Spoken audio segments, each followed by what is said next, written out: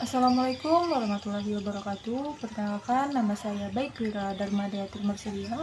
Saya adalah salah satu mahasiswa IAIN Palangkaraya dengan prodi Perbankan Syariah semester 5.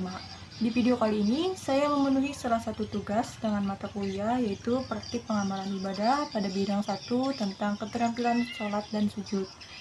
Dengan dosen pembimbing yaitu Bapak Rahmat Kurniawan ME. Baik, langsung saja yang pertama-tama yaitu video tentang kemampuan menjadi imam. Syarat menjadi imam sholat berjamaah perlu dipenuhi sebab seseorang imam harus mampu memimpin para makmumnya. Rasulullah SAW pernah menjelaskan syarat dalam beberapa hadis. Berikut salah satunya, yaitu Rasulullah SAW bersabda, yang mengimami suatu kaum atau jamaah itu hendaklah yang paling baik bacaan kitab Allah Al-Qur'annya. Jika di antara mereka sama, maka hendaklah yang paling tahu tentang sunnah. Dan apabila di antara mereka sama pengetahuan tentang as-sunnah, hendaklah yang paling dahulu berhijrah. Dan apabila di antara mereka sama dalam berhijrah, hendaklah yang paling dahulu memeluk Islam. Dalam riwayat lain disebutkan yang paling tua usianya janganlah seorang maju menjadi imam sholat di tempat kekuasaan orang lain. Dan janganlah duduk di rumah orang lain di kursi khusus milik orang lain tersebut, kecuali diizinkan olehnya. Hadis riwayat Muslim. Arti imam secara istilah adalah orang yang memimpin dalam sholat berjamaah. Imam dalam sholat dimaknai sebagai orang yang sholatnya diikuti oleh orang lain dengan syarat-syarat yang telah ditentukan dalam syariat, sebagaimana dikutip dari Ibnu Abin dalam kitabnya Hasyiyah, dirangkum dari buku Fikih 4 Mazhab Jilid 2 karya Syekh Abdurrahman Al-Juwairi. Berikut syarat seorang menjadi imam sholat. Ada 8 syarat menjadi imam sholat berjamaah, yaitu yang pertama beragama Islam, yang kedua berjenis kelamin laki-laki, yang ketiga balik, yang keempat berakal sehat, yang kelima mampu membaca, yang keenam bebas dari hadas kecil dan hadas besar, yang ketujuh bebas dari pelat lidah, yang kedelapan bukan seorang makmum. Mungkin itu saja penjelasan dari saya tentang kemampuan menjadi imam. Selanjutnya saya akan menjelaskan tentang keterampilan menjadi makmum masbuk. Dalam sholat berjamaah, kadang ada anggota dari jemaah yang telat masuk dalam barisan.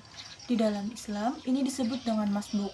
Dan di dalam ensiklopedia sholat menurut Al-Quran dan Sunnah, karangan Dr. Asyaid bin Ali bin Wab al-Qatani, masbuk berarti orang yang bertinggal mengerjakan sholat. Masbuk harus mengerjakan beberapa bagian sholat yang masih tersisa jika sang imam sudah mengucapkan salam tanpa memberikan tambahan. Rasulullah SAW pernah menjadi masbuk. Dalam hadis Mughairah bin Syubah, ketika dia bersama Nabi SAW dalam perang Tabuk, dia bercerita ketika itu Rasulullah SAW buang hajat, lalu dia menyebutkan wudhu beliau itu langsung berlari sebelum sholat subuh. Lebih lanjut diceritakan, aku pun berangkat bersama beliau hingga kami mendapatkan orang-orang telah mempersilahkan Abdurrahman bin Auf maju ke depan lalu mengerjakan sholat bersama mereka. Ketika waktu sholat telah tiba, kami mendapatkan Abdurrahman telah menunaikan sholat subuh bersama mereka. Maka Rasulullah SAW berdiri dan berbaris bersama kaum muslimin dan sholat di belakang Abdurrahman bin Auf pada rakaat kedua. Setelah Abdurrahman bin Auf mengucapkan salam, Rasulullah berdiri untuk menyempurnakan sholatnya. Tata cara makmum masbuk dalam sholat berjamaah. Ketika makmum masbuk masuk ke dalam sholat berjamaah, ada beberapa kemungkinan yang terjadi. Jika masuk saat imam berdiri sebelum ruku, yang dilakukan oleh makmum masbuk adalah sebagai berikut, yaitu yang pertama adalah takbiratul ihram, yang kedua membaca surah Al-Fatihah jika di 2 rakaat pertama sholat syiriah atau sholat yang bacaannya di dalam hati hingga di rakaat ketiga dan rakaat keempat. Adapun di 2 rakaat pertama sholat jahiliyah, sholatnya bacaannya dibaca keras, maka tidak ada kewajiban membaca Al-Fatihah karena makmum diwajibkan untuk mendengarkan bacaan imam. Yang ketiga, selanjutnya membaca salah satu surat dari Al-Quran jika ada, di 2 rakaat pertama sholat syiriyah, adapun di 2 rakaat pertama sholat jahriyah, maka tidak ada kewajiban membaca surah Al-Fatihah. Demikian juga di rakaat ketiga ataupun keempat, maka cukup membaca Al-Fatihah dan tidak dianjurkan untuk membaca surat. Yang keempat, lalu mengikuti gerakan-gerakan imam hingga imam selesai. Yang kelima, jika ada rakaat yang terlewat, maka ketika imam melakukan salam, seseorang harus bangkit berdiri untuk menyempurnakan rakaat yang terlewat hingga selesai. Mungkin itu saja penjelasan dari saya. Selanjutnya yaitu penjelasan tentang sholat jamak. Sholat jamak. Jamak menurut bahasa artinya mengumpulkan, sedangkan menurut istilah adalah mengumpulkan 2 sholat fardu yang dikerjakan dalam satu waktu dan dikerjakan secara berturut-turut. Misalnya mengerjakan sholat zuhur dan sholat asar pada waktu sholat zuhur. Pertama mengerjakan sholat zuhur dan setelah selesai dilanjutkan dengan sholat asar tanpa terpisah zikir ataupun kegiatan lainnya. Sholat jamak merupakan salah satu kemudahan atau keringanan rukhsah yang diberikan Allah Subhanahu wa taala kepada umat Nabi Muhammad SAW. Salat jamak pernah dilakukan oleh Rasulullah. Dalam hadis riwayat Ibnu Umar dikatakan dari Anas radhiyallahu anha, ia berkata, apabila Rasulullah SAW berangkat menuju perjalanan sebelum tergelincir matahari, beliau akhirkan salat zuhur ke waktu salat asar. Kemudian beliau berhenti untuk menjamak salat tersebut, salat keduanya, dan jika matahari tergelincir sebelum ia berangkat, maka beliau salat zuhur terlebih dahulu, kemudian naik kendaraan. Hadis riwayat Bukhari. Salat fardu yang boleh dijamak yaitu salat zuhur dijamak dengan salat asar dan salat maghrib dijamak dengan salat isya. Adapun salat subuh tidak boleh dijamak dengan salat yang lainnya dan tetap dilaksanakan pada waktunya sendiri walaupun dalam kendaraan. Demikian pula salat asar tidak boleh dijamak dengan salat isya ataupun salat maghrib. Menjamak salat hukumnya mubah, artinya diperbolehkan menjamak bagi orang-orang yang memenuhi syarat-syarat sebagai berikut. Yang kesembilan, telah melewati tapal batas daerah sendiri. Salat jamak kasar adalah salat fardu yang dijamak sekaligus di kasar. Artinya 2 rakaat salat fardu yang di kasar dikerjakan dalam waktu sekaligus. Orang yang diperbolehkan mengkasar salat adalah orang-orang yang sedang dalam perjalanan jauh, sedangkan halangan lain seperti sakit, hujan, lebih ketika berjamaah di masjid tetap diperbolehkan mengerjakan salat jamak kasar. Selanjutnya penjelasan tentang sujud tilawah. Selanjutnya yaitu sujud tilawah. Di antara hal yang perlu diketahui setiap qori atau pembaca Al-Quran, yakni perihal sujud tilawah, dikutip dari buku Tajwid Lengkap Asy-Syafi'i karya Abu Ya'la Qurnaidi. Sujud ini memiliki hubungan yang erat dengan qiraah atau pembaca kitabnya. Umat disunahkan untuk melakukan sujud setelah membaca beberapa ayat syaddah, dan itulah yang disebut dengan sujud tilawah atau sujud Al-Quran. Dari Abu Hurairah radhiyallahu anha, Rasulullah SAW bersabda, apabila anak Adam membaca ayat syaddah lalu dia bersujud, maka syaitan menyingkir sambil menangis seraya berkata, celakalah dia. Dalam riwayat Abu Quraib, setan berkata, celakalah aku. Anak Adam diperintah untuk sujud dan dia bersujud, maka baginya surga. Sedangkan aku diperintahkan untuk sujud dan aku enggan, maka bagiku neraka. Hadis riwayat Muslim. Sementara para ulama berbeda pandangan tentang hukum melakukan sujud tilawah menjadi 2 pendapat, yaitu yang pertama, pendapat yang dikemukakan jumhur ulama adalah sunnah, dan yang kedua, pendapat yang dikemukakan oleh Al-Ahnaf yaitu mazhab Hanafi adalah wajib. Dari 2 pendapat tersebut, wallahu a'lam bishawab, yang rajih atau yang lebih kuat adalah pendapat jumhur ulama yang menyatakan bahwa sujud tilawah hukumnya adalah sunnah. Di antara dalil yang mendukung pendapat ini yaitu hadis riwayat Zaid bin Sabit, aku Zaid membacakan kepada Nabi Muhammad SAW surah An-Najm dan beliau tidak bersujud pada ayat sajdah. Hadis riwayat Bukhari. Umar bin Khattab bahwasanya Nabi SAW pernah membaca surat An-Nahl pada hari Jumat di atas mimbar, dan ketika sampai pada ayat sajdah, beliau turun dan sujud, yaitu sujud tilawah. Kemudian para sahabat mengikutinya. Pada Jumat berikutnya, beliau membaca surat itu lagi, dan ketika sampai ayat sajdah, beliau berkata, "Wahai manusia, sesungguhnya kita diperintahkan untuk bersujud. Barang siapa yang bersujud, maka dia telah membuat benar, dan barang siapa yang telah melakukannya, maka tidak ada dosa di atasnya." Pada waktu itu, Umar tidak melakukan sujud. Hadis riwayat Bukhari. Selanjutnya adalah tentang sujud sahwi.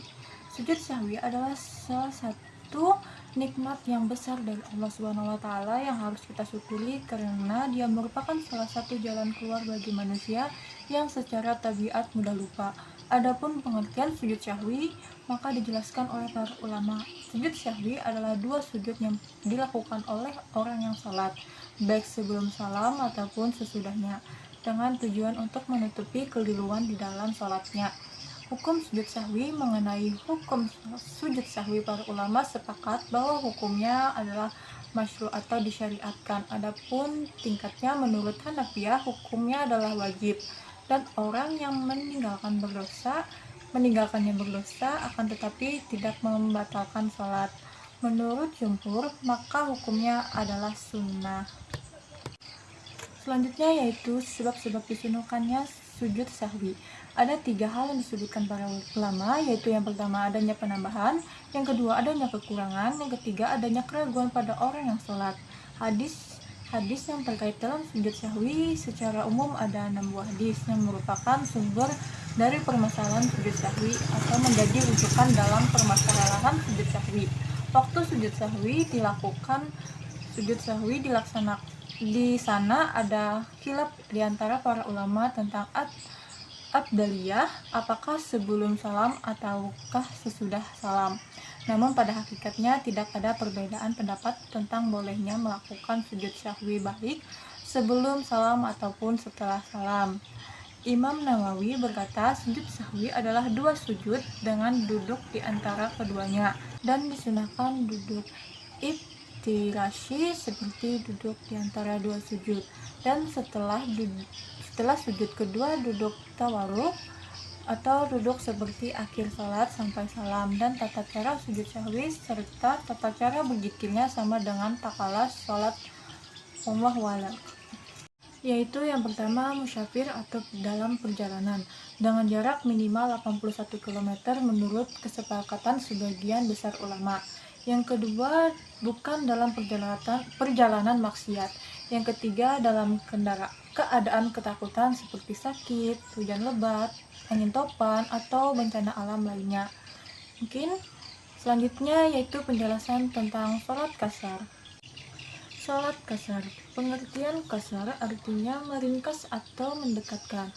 Sholat kasar adalah meringkas rakaat sholat fardu 4 rakaat menjadi 2 rakaat. Sholat fardu yang wajib yang boleh dikasar adalah sholat zuhur, sholat asar, sholat isya. Sedangkan sholat maghrib dan sholat subuh tidak boleh dikasar. Firman Allah Subhanahu wa taala, "Dan apabila kamu berpergian di muka bumi, maka tidaklah kamu mengkasar sembahyangmu. Jika kamu takut diserang oleh orang-orang kafir, sesungguhnya orang-orang kafir itu adalah musuh yang nyata bagimu." Quran Surat An-Nisa ayat 101. Hukum melaksanakan sholat kasar adalah yang pertama, jawaz atau boleh apabila perjalanan telah mencapai jarak yang diperbolehkan melakukan sholat kasar, namun belum mencapai jarak 81 km. Dalam kondisi ini yang lebih utamanya adalah tidak melakukan kasar sholat. Kedua, afdal lebih utama apabila jarak perjalanan sudah mencapai 81 km atau lebih. Ketiga, wajib apabila waktu sholat tidak cukup digunakan untuk melakukan sholat, kecuali dengan cara kasar. Sholat boleh dikasar, syaratnya yaitu yang pertama, jarak yang ditempuh setelah mencapai 81 km. Yang kedua, mengetahui diperbolehkannya mengkasar sholat. Yang ketiga, berpergian untuk tidak bertujuan maksiat. Yang keempat, berpergian dengan tujuan di daerah tertentu sehingga seseorang musyafir tidak mempunyai tujuan daerah tertentu. Tidak diperbolehkan mengkasar sholat. Yang kelima, niat kasar sholat. Yang keenam, tidak ragu dalam mengkasar sholat. Yang ketujuh, tidak bermakmum kepada orang yang menyempurnakan sholatnya. Yang kedelapan, masih dalam perjalanan. Yang terakhir adalah sujud syukur. Sujud syukur secara bahasa artinya adalah berterima kasih, dan menurut istilah sujud syukur adalah sujud yang dilakukan sebagai tanda terima kasih seseorang hamba kepada Sang Pencipta, yaitu Allah Subhanahu wa taala. Oleh karena itu, sujud syukur merupakan rasa terima kasih kepada Allah Subhanahu wa taala atas segala nikmat dan karunia yang telah diberikannya kepada kita. Mensyukuri nikmat yang Allah berikan dapat dilakukan dengan berbagai cara, salah satunya yaitu sujud syukur. Dengan demikian, sujud syukur merupakan perwujudan dari ungkapan rasa terima kasih seseorang hamba kepada Tuhannya dalam rangka mencapai ridhanya. Firman Allah, dan ingatlah juga tak kala Tuhanmu memaklumkan, sesungguhnya jika kamu bersyukur pasti kami akan menambah nikmat kepadamu, dan jika kamu mengingkari nikmatku maka sesungguhnya azabku sangatlah pedih. Quran Surah Ibrahim ayat 7. Hukum bersyukur dan sujud syukur. Hukum bersyukur kepada Allah SAW adalah wajib. Kapanpun, dalam kondisi apapun, seseorang diwajibkan untuk terus mensyukuri nikmat Allah. Sebab apapun yang telah diberikan oleh Allah kepada kita, itulah yang terbaik buat kita. Kita ridha dengan takdir Allah meskipun takdir tersebut tidak kita sukai. Sementara itu, hukum bersyukur dengan cara melakukan sujud syukur adalah sunnah. Mungkin itu saja yang dapat saya sampaikan. Salah hilap saya mohon maaf. Terima kasih. Wassalamualaikum warahmatullahi wabarakatuh.